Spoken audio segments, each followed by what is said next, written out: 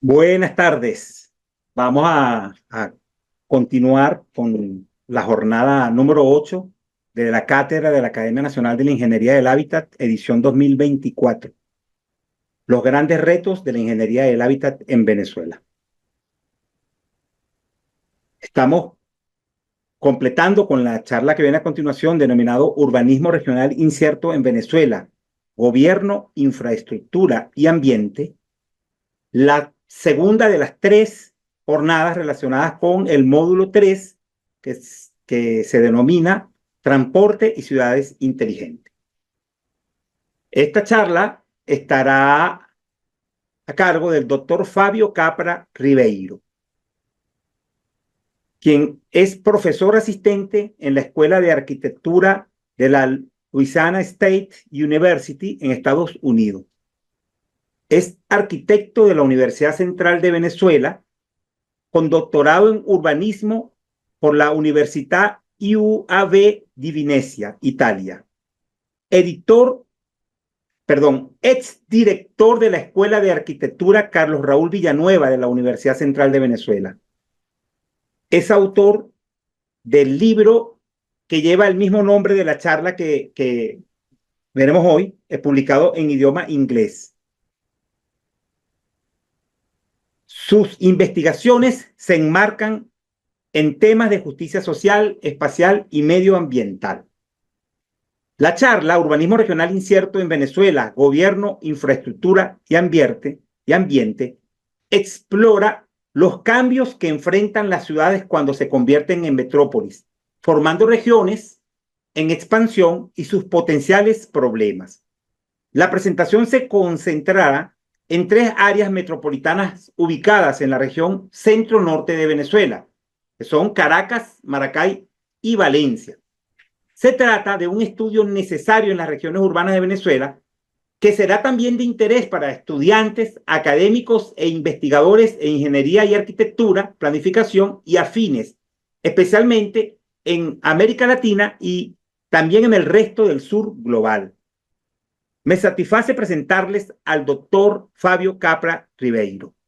Se les agradece, por favor, mantener sus micrófonos y las cámaras apagadas durante la presentación. Bienvenido, doctor Fabio Capra Ribeiro. Adelante.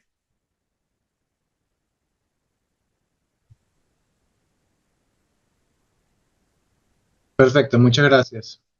Espera un minuto que se comparta. Listo. Ok.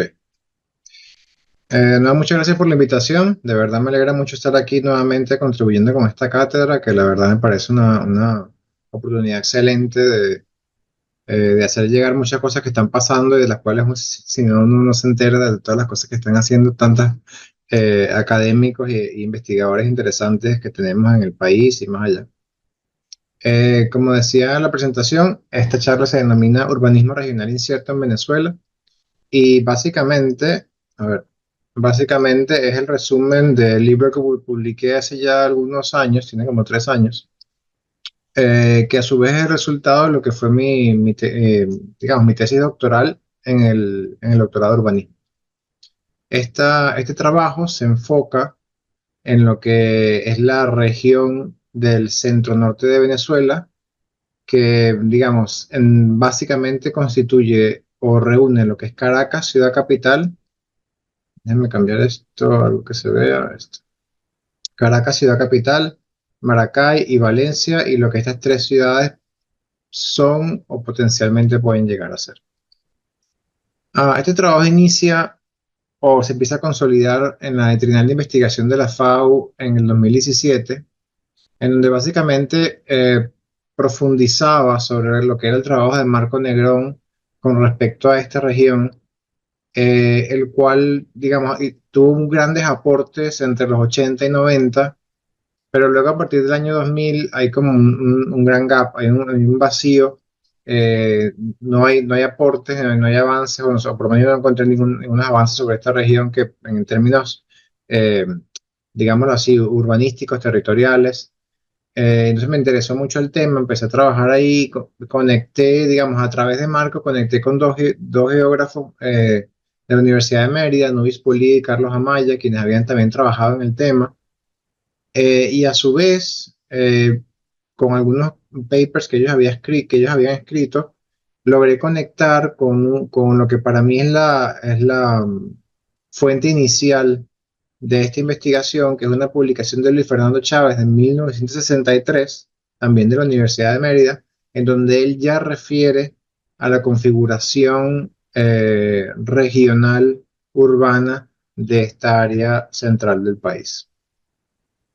Un poco la preocupación se enmarca en el hecho de ver cómo tantos planes nacionales en Venezuela durante el siglo XX y XXI han hablado de esa idea de colonizar el sur. Digamos, se manifiesta una preocupación por lo que son las grandes ciudades del país, por los problemas que ellas manifiestan, sobre todo problemas de pobreza, de zonas de barrios, etcétera, etcétera. Entonces, parece que la solución es, en este ideal, es como volver a empezar de cero, como buscar otro lugar y esta vez sí hacer las cosas bien.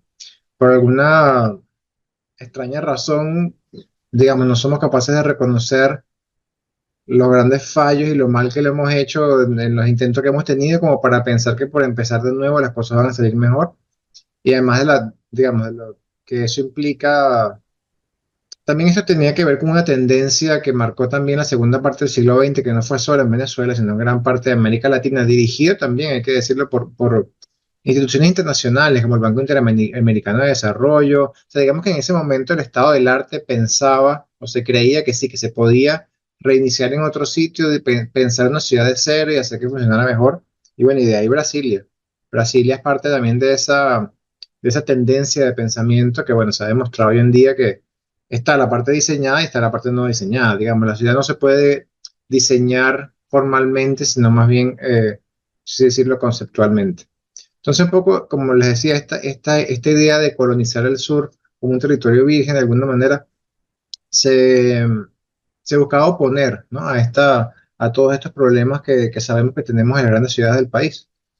Y se planteaban cosas como hacer de Cabruta la ciudad capital, o sea, digamos, un lugar donde, digamos, se hablaba de que por ser el centro geográfico del país iba a ser una mejor opción de capital, cuando eso sabemos que, bueno, o sea, el tema geométrico no, posiblemente no sea de las condiciones más importantes a tener en cuenta, y sobre todo teniendo, o sea, considerando todas las grandes ciudades que el país tiene, que se han venido desarrollando durante siglos, y por razones importantes han obviamente crecido y tenido, a decirlo así, la verdad, éxito en donde lo han tenido. Otra cosa que es importante llamar la atención es que estos planes de ir hacia el sur del país no estuvieron atados a una tendencia política. Es decir, todos los gobiernos que pasaron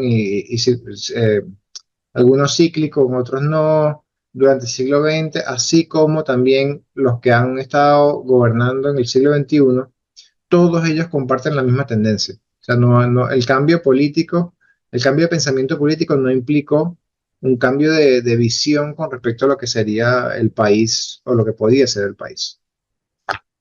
Conceptualmente, esta investigación se basa sobre el tema del fenómeno urbano con tres factores en mente. Primero, el tema de lo que se llama el mundo urbano, que tiene que ver con que, bueno, digamos, la teoría dice que básicamente todo el mundo está urbanizado, ¿no? Porque se habla, no, bueno, no es solo de lo que es calles y edificios, sino, bueno, señales de telecomunicaciones, cables de conexión, las áreas que eran rurales ya no son tan rurales, este tipo de cosas. Entonces, bueno, la condición urbana está mucho más extendida de lo que uno podía pensar inicialmente.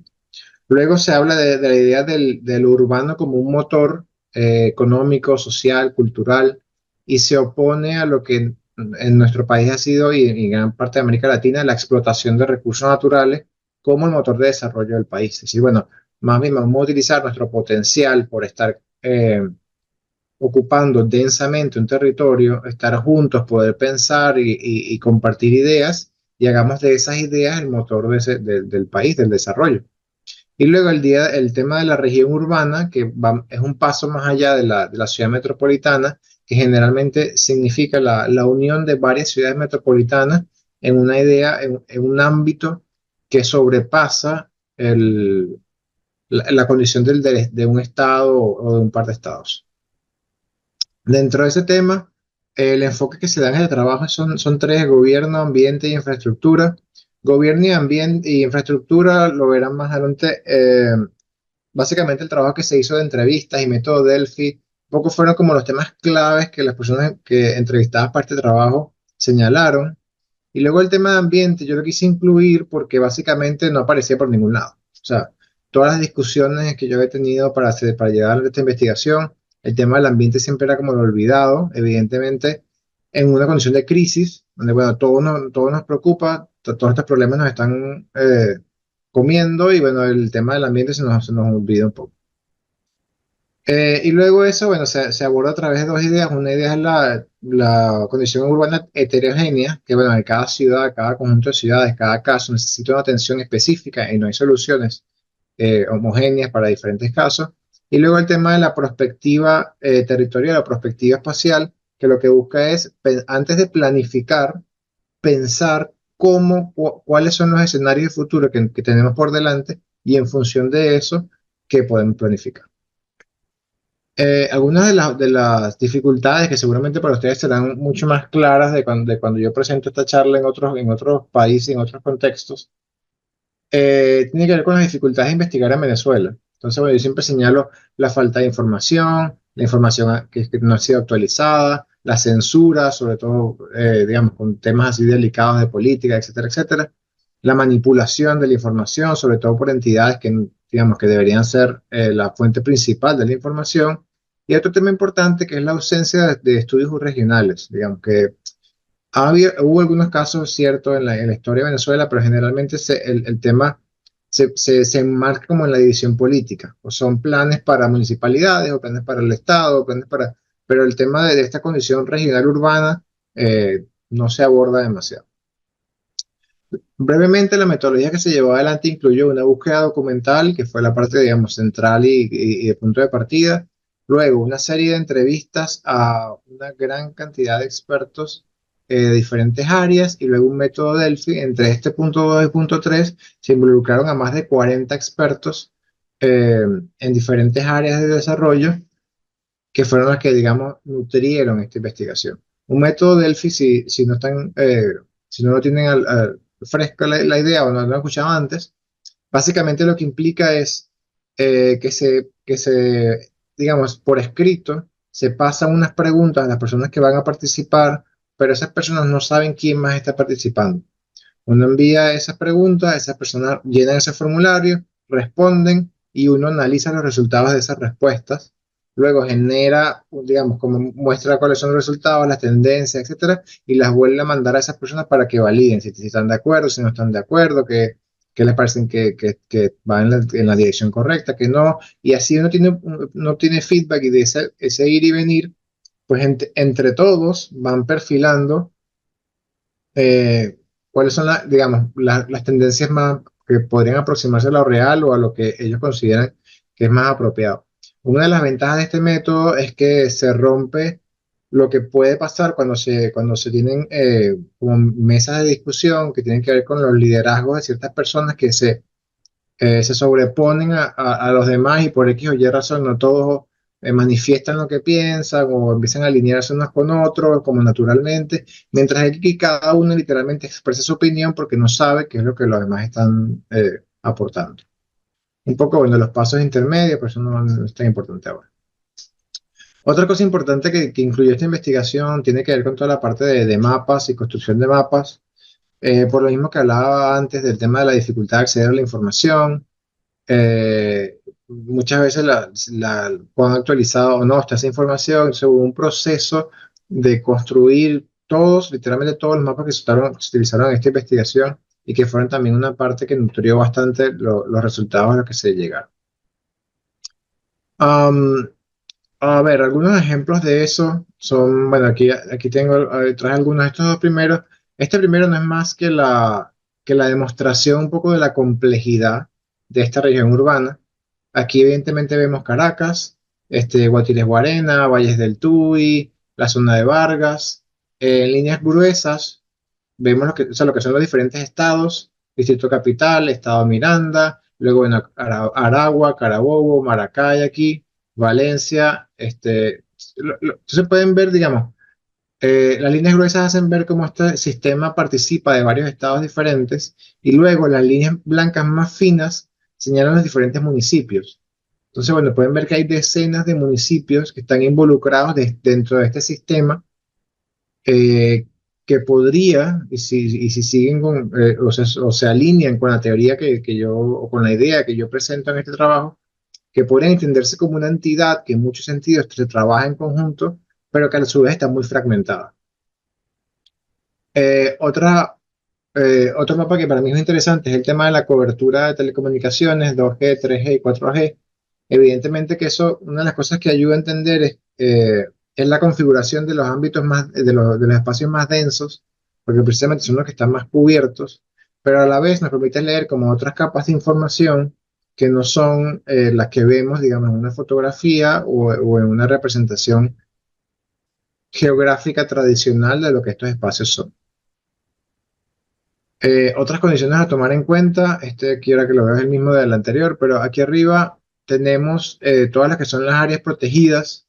Sabemos que estas ciudades, además de ser, digamos, donde fueron fundadas, la manera en que han crecido tiene mucho que ver con la geografía, con la topografía del lugar y también, evidentemente, con las zonas que están protegidas. Eso de alguna manera ha ayudado a dar forma a estas ciudades que se van metiendo, ¿no? Por las zonas más planas o menos inclinadas de ese sistema de valles del centro norte del país.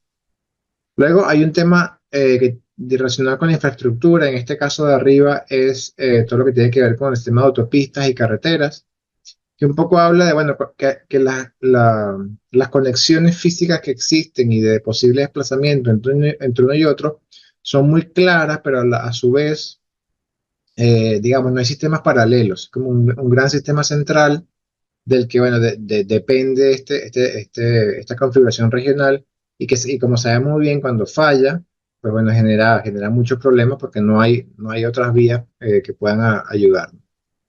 Y luego aquí abajo, un poco parecido en los mismos términos que refiere aquí arriba, todo una representación o una diagramación, síntesis de lo que es el sistema eléctrico, que todo evidentemente va hacia el sur, la gran parte, todavía como el 75-80%, si no me equivoco, todavía energía todavía viene de los valles, viene del sur de Venezuela, de la represa del Guri, y digamos, viene aquí a nutrir ese sector en donde aparte, bueno, hay algunos puntos de generación más locales. Hay otros mapas que para mí son especialmente interesantes, que tienen que ver, por ejemplo, estos son televisoras regionales en amarillo y televisoras nacionales en rojo. Lo que está marcado en el mapa es la sede central o la sede principal de esas televisoras. Entonces, lo que vemos es un fenómeno que ocurre también con las sedes de los periódicos, de las estaciones de radio, eh, las universidades pasa parecido, con los bancos pasa lo mismo, que es que todo está muy centralizado en la capital. Entonces, digamos que lo que pasa en las regiones, la misma región, digamos, tiene los métodos de difusión, pero lo que pasa en Caracas se entera todo el país. Pero no pasa lo mismo, o sea, no lo mismo sucede al revés, no lo que pasa en el resto del país se entera en otros lugares o menos en Caracas. Entonces, esa idea de centralidad, bueno, evidentemente que es muy como característica de nuestro país, pero a su vez enfatiza la importancia que este ámbito urbano tiene para el desarrollo de todo el país. Las construcciones de estos mapas no solo tienen que ver con lo que es el delineado, los espacios, las topografías de las áreas urbanas, de las áreas más densas, menos densas, etcétera, sino además de lo que señala aquí, por ejemplo, esta es la lista de referencias consultadas para construir el mapa anterior. Digamos, estos mapas no existían antes de este trabajo, fue literalmente buscar uno por uno los casos de todas las televisoras, emisoras de radio, etcétera, etcétera, para venir y ubicarlos en estos mapas y poder, digamos, alcanzar esta conclusión. Um, sí, depende de dónde entre uno en la discusión y que autor revisa. Algunos hablan de, bueno, estas ciudades se vieron favorecidas por un tema histórico. Bueno, estas fueron como que el punto central de desarrollo o inicial de desarrollo, pero la verdad es que si vemos la configuración de ciudades de Venezuela, más bien aquí vemos los dos puntos iniciales de llegada y de fundación de ciudades, vemos la 1, 2, 3, un poco el orden en que fueron fundadas. El centro norte del país no fue el inicio, digámoslo así, más bien fue después que se vieron favorecidas por condiciones, sobre todo de clima, de fertilidad y algunos casos de protección, porque también me imagino que lo sabe muy bien, hubo mucho conflicto entre Caracas y Venezuela, o mucho, bueno, enfrentamiento en tratar de ganar la capital del país, pero Valencia siempre estuvo mucho más expuesta al mar y eso, bueno, la hizo objeto de muchos saqueos, etcétera. Caracas siempre estuvo mucho más protegida, era mucho más difícil llegar a ella y por lo tanto, digamos que fue más estable su crecimiento y era una ciudad más segura. Pero en todo caso, en todo este valle central de Venezuela o sistema de valles, estas condiciones geográficas son las que ayudaron a su crecimiento, pero a su vez, su posición estratégica, su cercanía al mar, y proximidad entre ciudades las ayudó, digamos, pudieron apoyarse, queriéndolo o no, temas de conocimiento, de economía, etcétera, para fomentar su desarrollo. Eh, o sea, si lo vemos así y lo hacemos un poco más de contraste, nos damos cuenta que se genera como este eje en forma de U entre dos de los tres más grandes puertos del país y este sistema de ciudades que además está muy próximo entre sí. Otra cosa que también, bueno, para nosotros seguramente será más clara, pero yo siempre explico en otros contextos que tiene que ver con el tema del petróleo y cómo estas ciudades, digamos, no crecieron directamente ni asociados a la primera oleada de desarrollo del petróleo, sino que más bien crecieron porque era allí donde llegaban los recursos del petróleo. El petróleo se explotaba en otros lugares del país, pero como el país está tan centralizado y el poder está tan centralizado, los bancos están centralizados, todo el dinero pasa por el centro del país o el centro norte del país. Y eso hizo más bien que entonces la gente empezara a migrar hacia estas grandes ciudades en busca de empleo, etcétera, etcétera, y también ayudó como a su crecimiento más acelerado. Una comparación muy interesante, si vemos estas 10 que son estas 10 primeras en la lista, Northwest, Midwest, etcétera, son las que se suelen llamar las megalópolis o megaregiones, depende de cómo lo busques, pero de Estados Unidos. Entonces se habla, bueno, cuáles son los sistemas, uno del noreste, uno de California, etcétera, etcétera. Entonces, un poco, aquí lo que hay es una comparación de población, área, densidad, población del país, etcétera, etcétera. Y cuando hacemos esta comparación, ¿no? Hay unas cosas que son muy interesantes. Por ejemplo, este sistema centro-norte de Venezuela, digamos, si lo ubicáramos en este sistema de 10, estaría de puesto 8, ¿no? Estaría por encima de dos de estas megaregiones de Estados Unidos en cuanto a la población total. Pero a su vez, su área es mucho más pequeña. Por lo tanto, su densidad es mucho más alta. Entonces, estos sistemas regionales urbanos que se han identificado en Estados Unidos como grandes potenciales de desarrollo, están mucho más dispersos. Es mucho más difícil conectarse y moverse. Nosotros estamos mucho más cerca físicamente.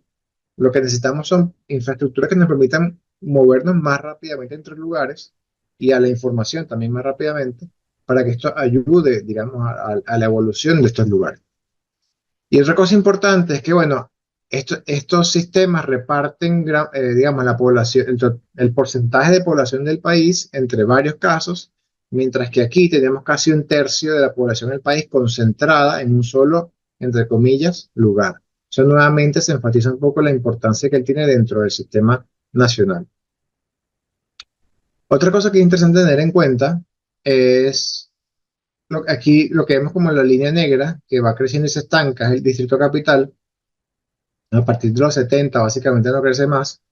Y luego son otras como Carabobo, Miranda, Vargas, Aragua y Zulia las que empiezan a crecer o crecen de forma más marcada. Entonces, bueno, descontando Zulia, que evidentemente pertenece, si se quiere, a otro sistema, lo que tenemos aquí es una tendencia muy clara que dice, bueno, lo que era el centro inicial, fundacional, etcétera, de la ciudad de Caracas, y posiblemente el sistema se estancan en cuanto al número de población, pero luego todo lo que está alrededor empieza a crecer. Entonces, esa idea de que, bueno, el distrito capital es lo más importante y más poblado, y el resto tiende a ser más rural, a que se empieza como a equiparar.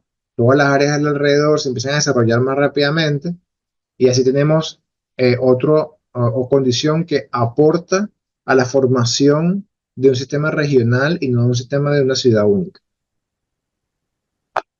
Entonces, aquí lo que empezamos a ver son los primeros resultados de esa construcción de escenarios de futuro que les hablaba inicialmente con el método Delphi. Tiene que ver con la idea de, bueno, nuevamente pensar qué puede suceder primero y luego de pensar qué puede suceder, entonces vendría la planificación.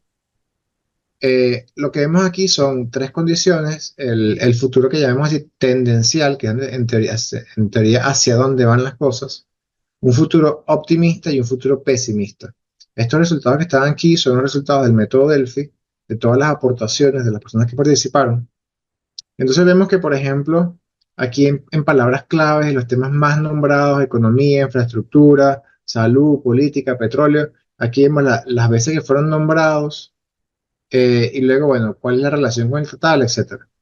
Pero lo más interesante surge cuando esta condición tendencial se compara con la condición optimista o pesimista. Cuando lo comparamos con la optimista, nos damos cuenta, por ejemplo, de este punto. Aquí pasamos la idea de política, que aquí estaba de cuarto lugar, pasa al primer lugar como una de las cosas más nombradas, y luego la idea de coordinación pasa al tercer lugar. La coordinación pasa al tercer lugar del lugar 23 en la condición tendencial que está aquí, que literalmente tiene cero. O sea, la idea de coordinar entre diferentes entidades públicas, privadas, gobierno, universidades, etcétera, no se nombró nunca en las visiones de futuro tendencial de la gente que fue consultada para este estudio, pero cuando se les preguntó por un futuro optimista, la idea de coordinación apareció con mucha fuerza, así como la idea de las instituciones, institucionalidad, la idea de la educación, la ven aquí después. Entonces, se empiezan a construir como una idea de qué es lo que significa un futuro optimista en la visión de estos expertos. Y luego, bueno, hay muchas cosas que se pueden analizar, obviamente. Les estoy dando un par de ejemplos para que tengan una idea de las cosas que se pueden ver aquí. Cuando se piensa sobre el futuro pesimista, se dan cuenta que, por ejemplo, la violencia, que en el futuro tendencial estaba en el caso número 11, aquí está en el número 2.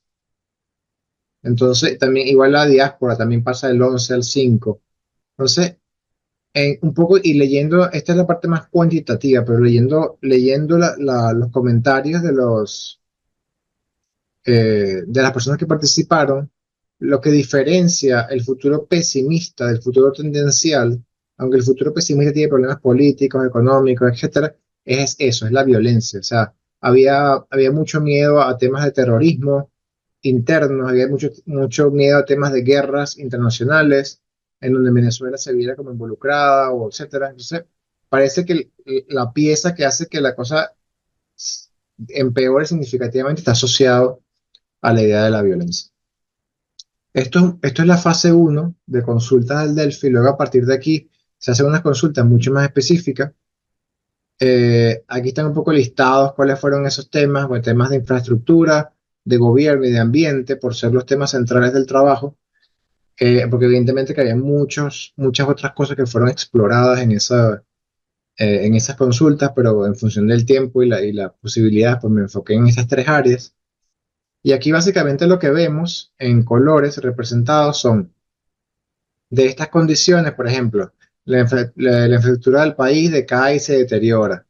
Hay nuevas inversiones en infraestructura, etcétera. Digamos, de todas estas cosas que se habían recogido de la primera etapa, los que participan votan por cuán probable es que suceda y luego cuán deseable es que eso suceda. Entonces, bueno, aquí se estudia un poco con una estadística muy básica, bueno, cuáles son los votos de las personas, qué es lo que se encuentra, etcétera, etcétera.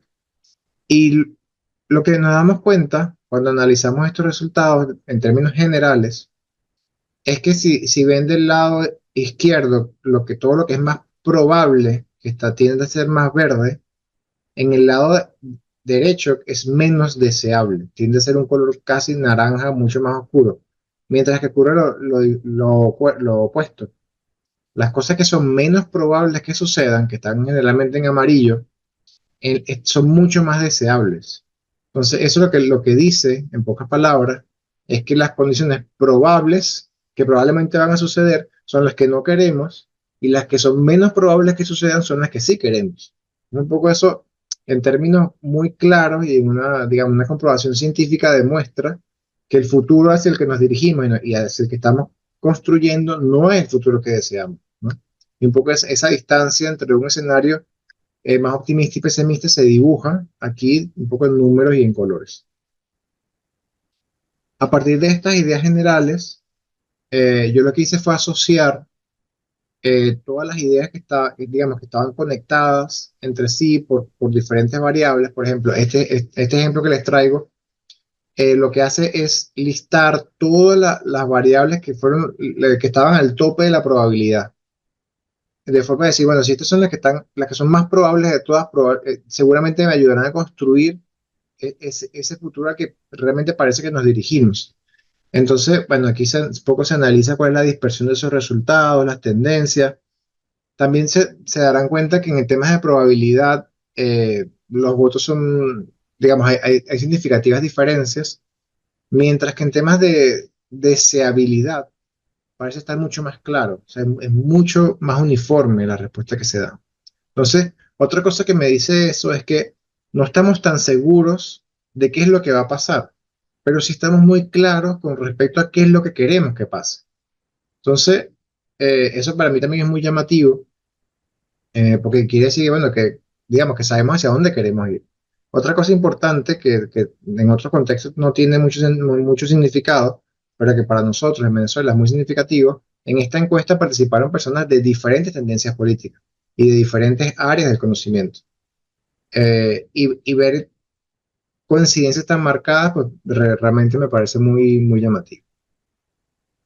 A partir de aquí se llevó lo que fue realmente la construcción de escenarios de futuro, que lo que hace es partir del tema documental a pasar al tema de entrevistas, está el Delphi 1, Delphi 2, y luego, recolectada esa información, un poco se hace un ejercicio inverso, en donde se parte de ese Delphi 2 y de estas ideas que les mostraba mucho más específicas, para luego utilizar el resto de la información y construir, digamos, redes y llenar los vacíos para poder empezar a plantear cuáles son algunos de esos escenarios que le esperan a la región, pero que aunque son dirigidos a la región, pues evidentemente por lo que veníamos hablando de su importancia en el ámbito nacional, pues también le compete muchísimo al país. Bueno, se construyeron, esto es un poco más, en términos de reporte, habían 5 escenarios principales, 3 escenarios que yo llamé complementarios y luego un escenario propuesto que yo señalaba a partir de lo que había visto, porque al fin y al cabo el único que tiene lectura de todos los aportes soy yo, y a partir de esa eh, posición, digamos así, beneficiada por las circunstancias, pues bueno, también buscaba dar como mi visión del asunto. Algunos ejemplos de esas tendencias que se construyen, como les decía, a partir de este ejercicio, eh, las quería, o sea, le quería brindar algunos ejemplos que son como muy claros, muy fáciles de ver. Por ejemplo, uno tiene que ver con la forma en que se va a densificar y que se está densificando la región. Por todo lo que le mostraba antes de temas poblacionales, pero también en temas de configuración política, etcétera, y de la forma en que se están llevando a cabo las decisiones en el país, pues nos damos cuenta que hay un desarrollo que es muy individualista, hay muy poca gestión por parte del gobierno, y luego, bueno, ocurren cosas como estas, que son muy claras cuando se ven en temas de imágenes, son estas islas, grandes islas de zonas residenciales que se conectan a la infraestructura existente y que seguramente no aportan en términos infraestructurales. No importa, no aportan áreas verdes, no aportan escuelas, no aportan hospitales. Digamos, lo que hacen es demandar más del sistema existente y poner más presión en las cosas que, bueno, que evidentemente están ya fracturadas, ¿no? Luego, asociado al tema ambiental, un tema del que se hablaba mucho, creo que hoy en día se habla menos, tiene que ver con el tema del lago de Valencia, y cómo él ha cambiado radicalmente en un periodo muy corto de tiempo. Hay factores, bueno, otra vez, depende de los autores, depende con quién se consulte. Hay factores de cambio climático que están afectando seguramente, pero evidentemente que gran parte de esto está asociado a la acción directa, en el contexto local de desagüe de ciudades y de áreas industriales hacia el lago. Y bueno, lo que eso está implicando para el sistema, vamos a decir así, de la ecología del sector.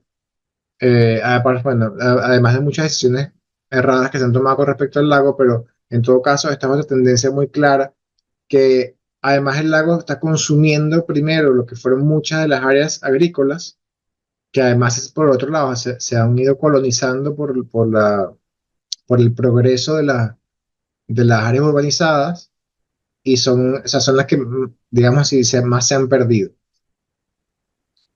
Y luego hay un tema, como les decía antes, infraestructural, y por eso se lo señalaba, un poco abriendo camino a esta observación, que tiene que ver con que la infraestructura del sistema, aunque es significativa en comparación al resto del país, al mismo tiempo es muy frágil. O sea, los puntos de conexión siempre son escasos, no hay redundancia en los sistemas, y cada vez que algo falla, el sistema colapsa.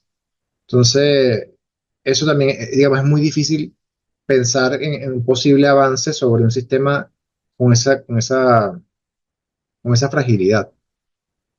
Eh, y otra cosa que es muy llamativa, y que yo señalaba con mucho ahínco en este trabajo, es que, digamos, aquí en Estados Unidos hay una discusión enorme ya hace años con el tema de la infraestructura, porque básicamente los más grandes o gran parte de los esfuerzos de infraestructura del país se llevaron a cabo hace más de medio siglo. Entonces, ¿qué es lo que pasa? Que todas esas infraestructuras están llegando, digamos, a su punto de no retorno. Va a llegar al punto que, bueno, que ya dejan de funcionar, o empiezan a exigir demasiado mantenimiento, se empiezan a hacer económicamente muy poco sostenibles, y eso, digamos que eso va a pasar con una gran parte de la infraestructura del país al mismo tiempo, lo que va a poner mucha presión en el gobierno. Y en Venezuela creo que no somos tan conscientes de que una cosa muy parecida está por pasar o está pasando. Y es que otra vez, hace más de medio siglo que se construyeron gran parte de las infraestructuras más importantes del país.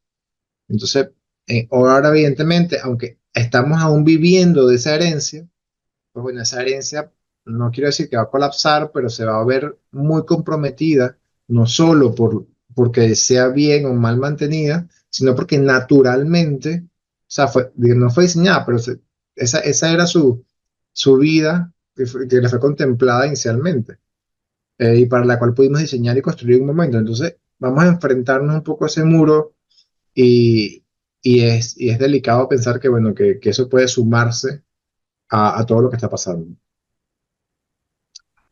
Un poco en términos de síntesis, eh, una de las grandes conclusiones para mí de este trabajo es que la evolución de ese sistema regional urbano del centro norte del país, es como lo pongo aquí, como que evoluciona por sí mismo. No hubo grandes eh, líneas de pensamiento, grandes planes que permitieran conducir el desarrollo de esta región. Hubo como muy poca conciencia de ese sistema, eh, de la escala que él tenía, ¿no? Creo también que, aunque como les demostraba antes, es un sistema mucho más próximo y mucho más denso que muchos otros. eh, Aún así, creo que el tema topográfico contribuye a esa visión como de islas, como decir, bueno, esta cosa está desconectada de aquella y tal, sin entender que realmente estamos muy, muy cerca. Y esa cercanía a su vez ha afincado, ha impulsado ese desarrollo del sector. Um, en cuanto yo siempre a través del trabajo trataba como de definir este sector de alguna manera, y bueno, hay varios intentos en el trabajo, de poder decir, bueno, este sector se define por esto y esto y esto, estas zonas, estas ciudades, esta región, hasta aquí ya empieza como a decaer el número de conexiones, entonces más o menos así se puede, pero la verdad es que cuando com- analizaba estos escenarios de futuro, me daba cuenta un poco de lo que comentaba con el tema infraestructural, es que la mejor definición que tengo para la región es la fragilidad. Digamos, desde mi punto de vista es un castillo de naipes. Lo hemos visto colapsar muchas veces. Siento que en cierta medida muchas cosas se han como calmado, pero es que temo que sea temporal y que realmente en una situación de colapso más generalizada se nos pueda dar, sobre todo si hay un punto de presión en el sistema, en el cual yo siempre pienso en el tema de los terremotos. Digo, bueno, si aquí no nos apretan una tecla que no debemos, pues de verdad que nos podemos ver muy, muy complicados.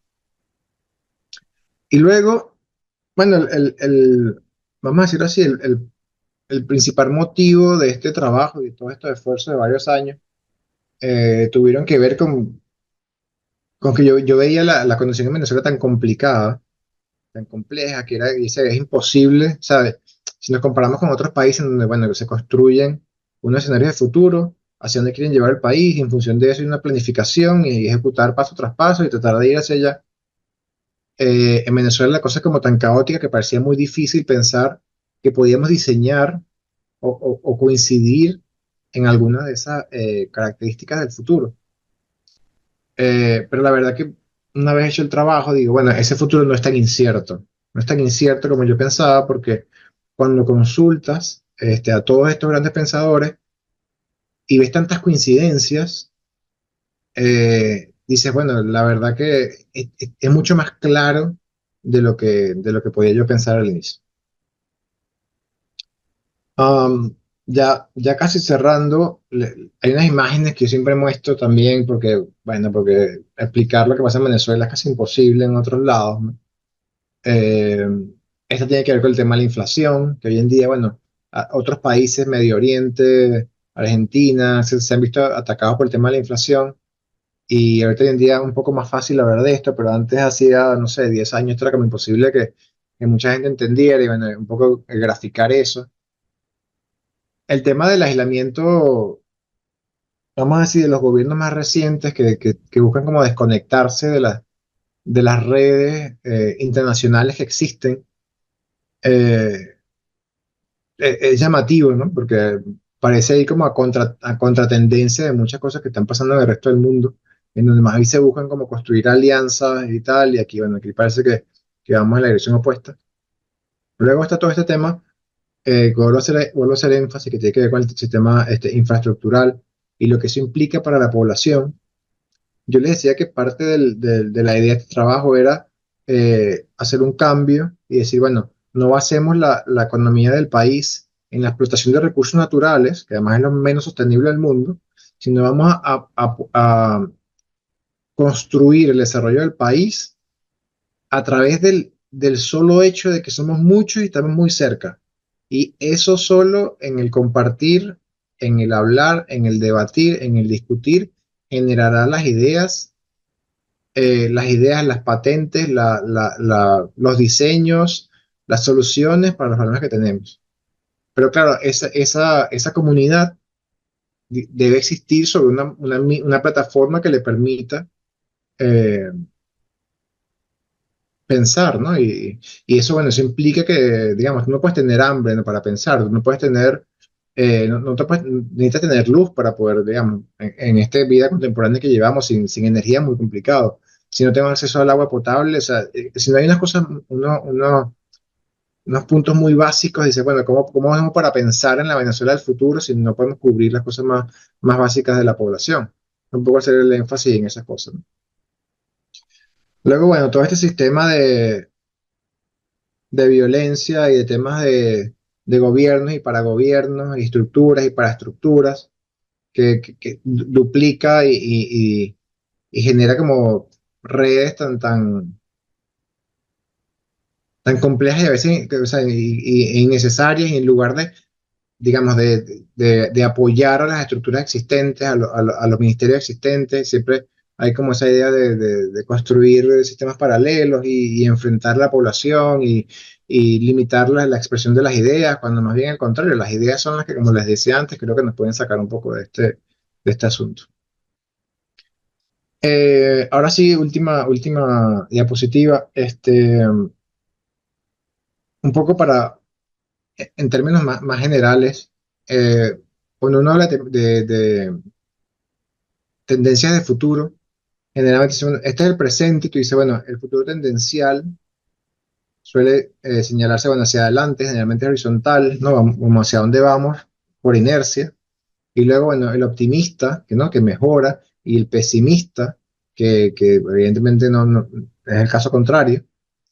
Pero visto todo el análisis que se hizo y las coincidencias que había, etcétera, lo que puedo concluir nuevamente, digamos, y poco a poco probarlo con números y con análisis cualitativo, etcétera, es decir, que nuestro futuro tendencial se aproxima mucho más al pesimista que al optimista, ¿no?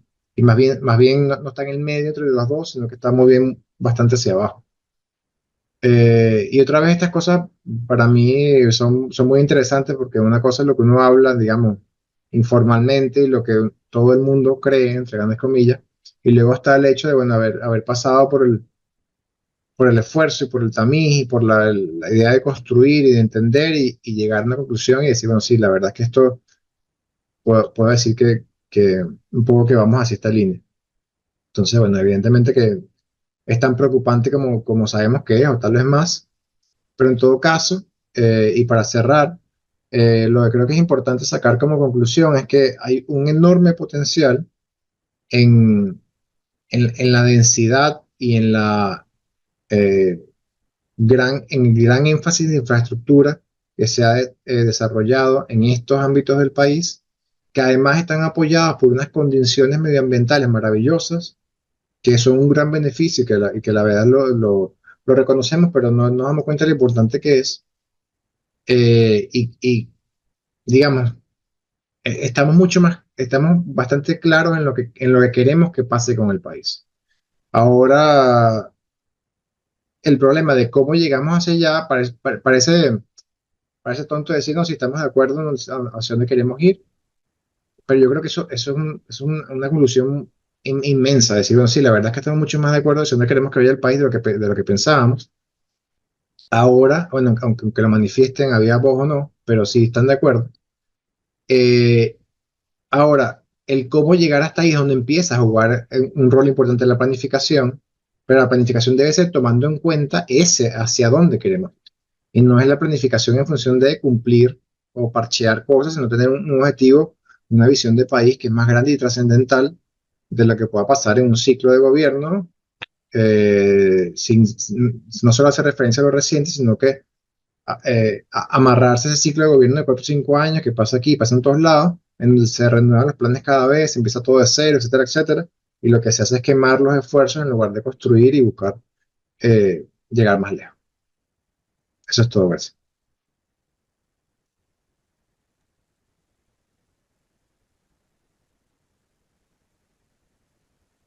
Muchísimas gracias, doctor Fabio Cápara Ribeiro. Extraordinario trabajo y gran presentación.